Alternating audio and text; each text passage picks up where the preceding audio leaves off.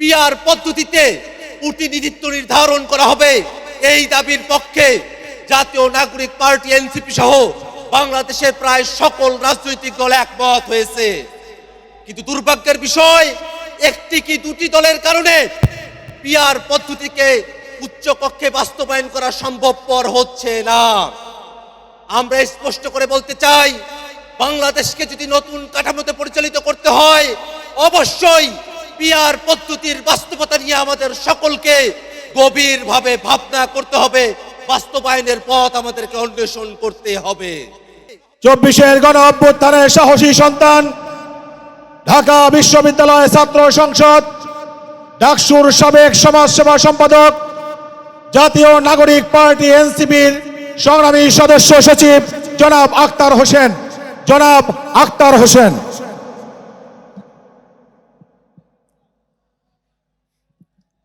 আসসালামু আলাইকুম ওয়া রাহমাতুল্লাহ।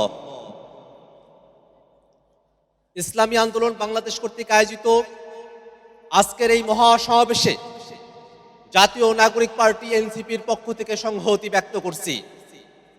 সুপ্রিয় উপস্থিতি, হাজার হাজার মানুষ জীবন দিয়ে, হাজার হাজার মানুষ রক্ত দিয়ে পূর্বে যে সিস্টেমে, পূর্বে যে ব্যবস্থায় বাংলাদেশ পরিচালিত হয়েছে, তেমন স্বৈরাচারী, তেমন দুর্নীতিবাদ সিস্টেমের মধ্য দিয়ে বাংলাদেশকে সামনে পরিচালিত করা হবে, এমন আশাবাদ আমাদের কারোরই ছিল না। নতুন যে বাংলাদেশ, এই বাংলাদেশ নতুন ব্যবস্থায় পরিচালিত হবে, নতুন সিস্টেমে পরিচালিত হবে। নতুন বাংলাদেশে কোনো দুর্নীতিবাজ, কোনো চাঁদাবাজ, কোনো টেন্ডারবাজের জায়গা হবে না। সুপ্রিয় উপস্থিতি, দীর্ঘ সময় ধরে বাংলাদেশ যে মুজিববাদী সংবিধান দিয়ে পরিচালিত হয়েছে, সেই মুজিববাদী সংবিধান বাংলাদেশে আর চলতে পারে না। নতুন সংবিধান প্রণয়নের জন্য অবশ্যই বাংলাদেশে গণপরিষদ নির্বাচন আয়োজন করতে হবে। সুপ্রিয় উপস্থিতি, বাংলাদেশে দুইটি পার্লামেন্টের কথা বলা হয়েছে, উচ্চকক্ষ এবং নিম্নকক্ষ। ইতিমধ্যে উচ্চকক্ষের নির্বাচনে পিআর পদ্ধতিতে প্রতিনিধিত্ব নির্ধারণ করা হবে। এই দাবির পক্ষে জাতীয় নাগরিক পার্টি এনসিপি সহ বাংলাদেশের প্রায় সকল রাজনৈতিক দল একমত হয়েছে। কিন্তু দুর্ভাগ্যের বিষয়, একটি কি দুটি দলের কারণে পিআর পদ্ধতিকে উচ্চকক্ষে বাস্তবায়ন করা সম্ভবপর হচ্ছে না। আমরা স্পষ্ট করে বলতে চাই, বাংলাদেশকে যদি নতুন কাঠামোতে পরিচালিত করতে হয়, অবশ্যই পিআর পদ্ধতির বাস্তবতা নিয়ে আমাদের সকলকে গভীরভাবে ভাবনা করতে হবে। বাস্তবায়নের পথ আমাদেরকে অন্বেষণ করতে হবে। সুপ্রিয় উপস্থিতি, বাংলাদেশে এ যাবৎকালে যে নির্বাচনী ব্যবস্থা আমরা দেখেছি, যে নির্বাচনী কাঠামো আমরা দেখেছি, সেই নির্বাচনী ব্যবস্থা এবং কাঠামোতে বাংলাদেশের সামনে নির্বাচন আমরা আর হতে দিতে চাই না। বেশি শক্তির বলে, কালো টাকার বলে, জোর জবরদস্তি করে, কেন্দ্র দখল করে বাংলাদেশে নির্বাচনে জিতে আসার যে ব্যবস্থা, সেই ব্যবস্থা অবশ্যই পরিবর্তন করতে হবে।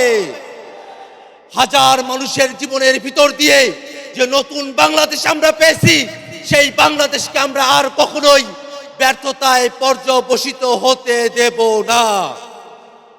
নতুন বাংলাদেশ যাতে প্রতিষ্ঠিত না হয়, সেই কারণে বিদেশি শক্তিগুলো তারা মাথাচাড়া দিয়েছে। আমরা স্পষ্ট করে বলতে চাই, বাংলাদেশের সংস্কারকামী জনতা, বাংলাদেশের সংস্কারপন্থী জনতা, আমরা সকলে ঐক্যবদ্ধ। বিদেশি হোক, দেশি হোক, কোন শক্তি বাংলাদেশের সংস্কারের আন্দোলনকে দাবায়ে রাখতে পারবে না।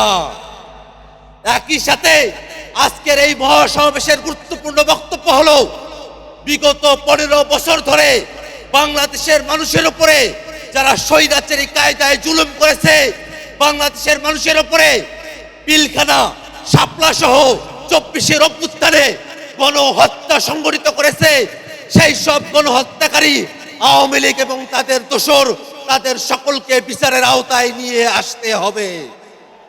সম্মানিত উপস্থিতি, বাংলাদেশের সংস্কার এবং বিচারের মধ্য দিয়ে নতুন বাংলাদেশ প্রতিষ্ঠিত হবে। সেই বাংলাদেশ প্রতিষ্ঠা চাই বাংলাদেশের সকল মুক্তিকামী জনতা ঐক্যবদ্ধ ভূমিকা পালন করবে, এই আশীর্বাদ ব্যক্ত করে আমি আমার সংক্ষিপ্ত বক্তব্য এখানে শেষ করছি। আসসালামু আলাইকুম ওয়া রাহমাতুল্লাহ।